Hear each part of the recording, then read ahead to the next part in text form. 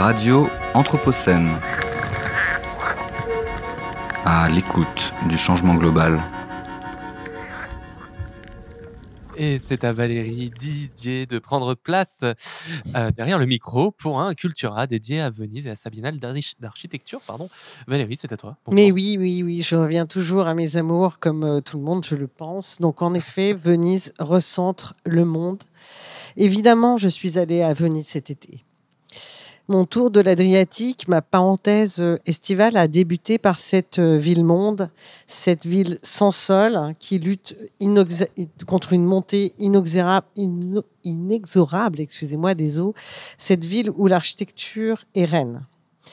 Je suis bien entendu venue pour la 18e édition de la Biennale d'architecture de Venise. À chaque fois que j'aborde la lagune, un mirage s'offre à moi, le Teatro del Mondo, qu'Aldo Rossi a réalisé pour la première édition de la Biennale d'architecture en 1980, dirigée par Paolo Portoghesi et intitulée « La présence du passé ». L'idée magnifique de ce théâtre vénitien vient des constructions flottantes de scènes éphémères sur le bassin Saint-Marc au XVIe siècle. Ce théâtre s'imposera mondialement comme une icône. 43 ans plus tard, c'est probablement cette structure flottante éminemment vénitienne qui résisterait le mieux aux forces en présence. Mais revenons à la Biennale d'architecture de Venise 2023. Entre 1980 et aujourd'hui, le monde a basculé. La commissaire ghanéenne et écossaise Leslie Loco s'est donné pour thème le laboratoire du futur. Cette activiste, architecte, enseignante, écrivaine a saisi l'opportunité qui lui était offerte de monter cette grande exposition, la plus prestigieuse de la discipline à l'échelle mondiale, pour faire surgir sur la scène une Afrique qui porte haut. Elle rétablit le déséquilibre fondamental d'une histoire de l'architecture occidentalo-centrée sur les 89 praticiens invités à présenter leur travail dans le pavillon central des Giardini et à l'Arsenal. La moitié sont originaires d'Afrique ou issus de la diaspora africaine. Aux côtés des stars internationales David Adjaye et Diébedo Francis Kéré, l'équipe française formée par Myriam Chabani et John Edon présente un tapis figurant un espace diasporique pour aider à comprendre les continuités domestiques et spatiales que fabriquent les déplacements d'objets et d'usages par-delà les frontières au fil des migrations de 3 générations de femmes entre la France et l'Algérie.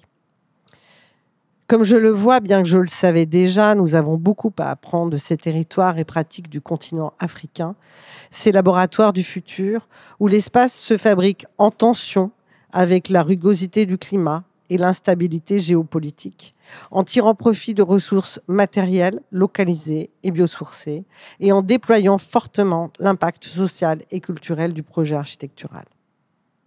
Au Giardini, 3 autres pavillons disent bien notre époque.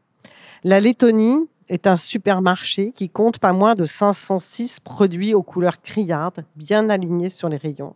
On feuillette le catalogue des promotions, on déambule dans les rayons, on fait ses emplettes et on passe à la caisse.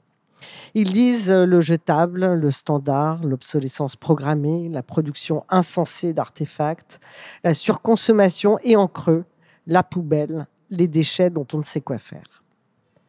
L'Allemagne est un grand magasin de matériaux. Les commissaires ont réutilisé des vestiges d'une 40aine de pavillons de la Biennale d'art de Venise 2022.